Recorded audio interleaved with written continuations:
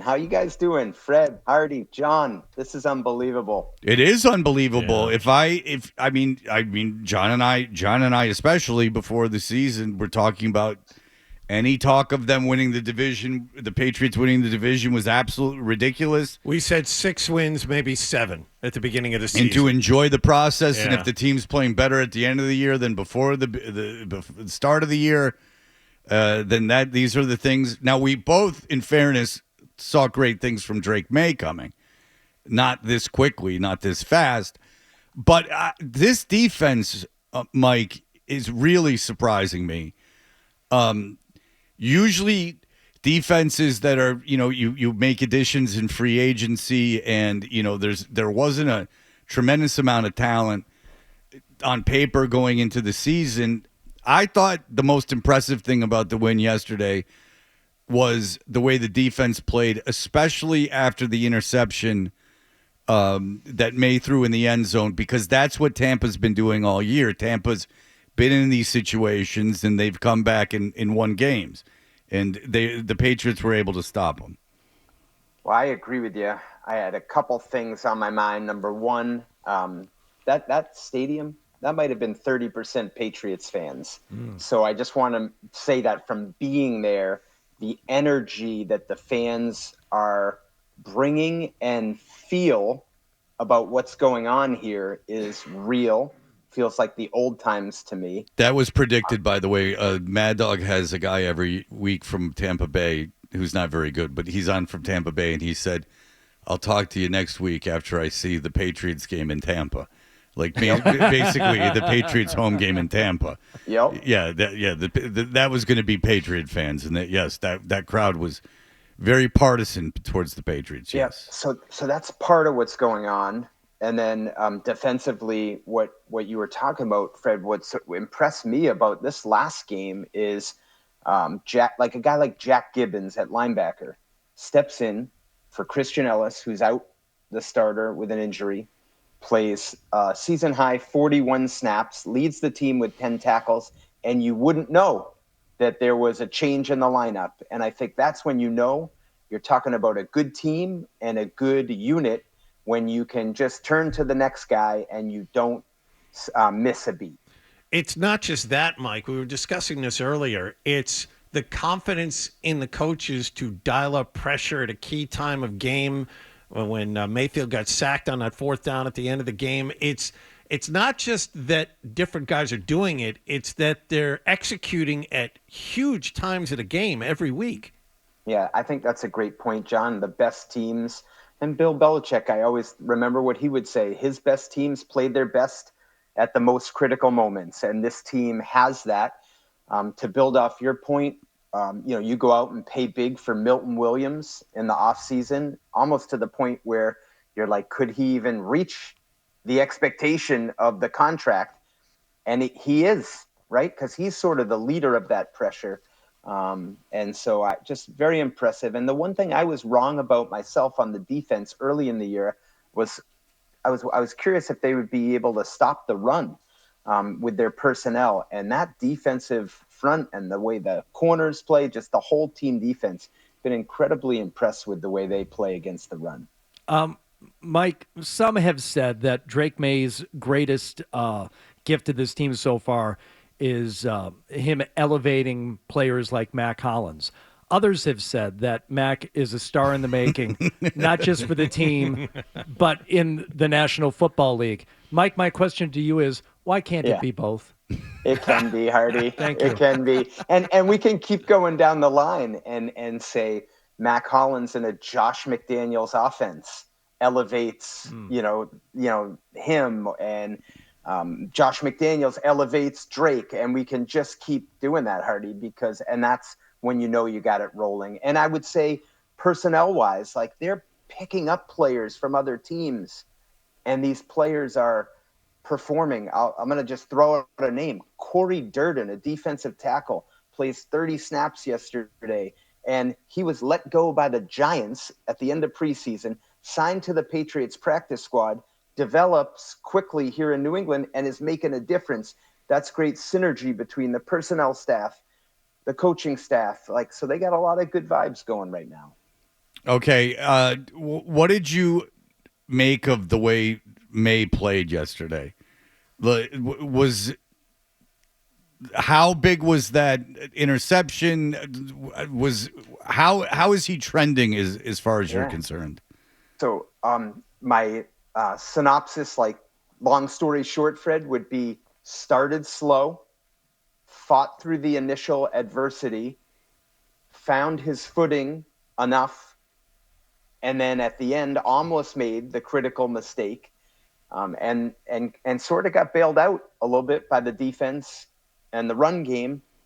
And there's going to be days like that. And how is he trending? Looked up at ESPN odds last night, and he's now the MVP favorite. So wasn't his best game, but certainly made some. I mean, some of those throws, Fred, are you kidding me? The touchdown to Diggs where he put that ball, the touchdown to Kyle Williams where he put that ball, the deep ball to Mac Hollins late. Like, he's making a handful of throws every game where you're like, who else does this? So mixed bag, I guess you'd say, but certainly good enough to win. Well, yeah, I think it was a study in contrast, but the good outweighed the bad, and that interception was bad. That was horrific. But, I mean, the Diggs throw and a couple of the other plays that he made.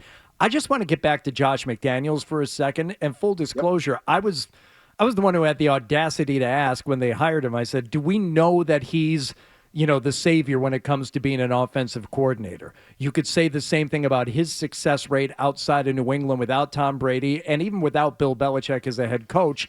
Like, how is he going to do?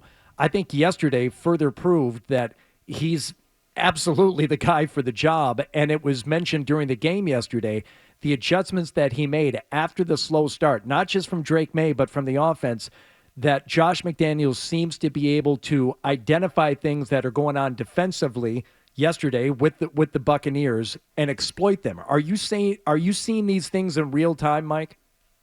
So yeah, Hardy, definitely. I would say the Browns game was the one that stood out to me at halftime when they went 9-7 lead at half, and then it just took off in the third quarter. That was the one, if we talk about adjustments and McDaniels, that maybe was the signature one this season to me. My whole question on that, I never doubted Josh. I mean, I think he's one of the best play callers and quarterback developers. Like that part I never doubted. Mine was more Mike Vrabel's coming in and he's got his staff, his guys, and Josh had never coached under Mike. And so I just wanted to see how that would come together. And I think as the season has gone on, it's been a nice sort of melding between the two of them. And I watched last night in the tunnel as everyone's coming back off the field to the locker room. Mike and Josh shared a big embrace and a celebratory hug. As the way that game unfolded, the excitement seems like they're really operating off the same script. Maybe keep it a little more manly is what you're saying, not so much with the embracing. Mike, there were two things that people questioned, and they both ended up working out. One was the way they handled the end of the first half with May, basically taking a knee on first down to run clock. Obviously, it ended up working out, but it got dicey there when they stuffed Henderson a couple times. What did you think in real time about the way that they handled that? They were rolling the dice, Fred. I mean, that was my thought. That was a fascinating end of the half sequence there. And I asked Drake after the game, was he trying to get in? And he insisted that he was trying to get in. I know. But and there's a part of me that I'm like watching the defensive tackle. I think it was Vita Vea over the center. I mean, he did get right in there, and I'm wondering if Drake was just trying to protect the ball, but I have to say, my instinct was they were just trying to keep the ball away from the Buccaneers and say, no matter what, we want to finish the half with the ball. So they rolled the dice. That's my thought, and it worked out for them. But man, the margin for error on that was really, really thin. Yeah, I mean, if you don't score on that, it would have been interesting to see how that game pans out. But another thing that was fun, at least, John made a whole big thing out of it, which is because he's an ass. But one thing that was fun was Henderson at the end of the game on the touchdown, looking towards the sideline and being like pointed into the end zone. Should he have scored on? Just again, this is your opinion. Obviously, the team told him to score. Do you think if you're the coach, are you telling him to score on that?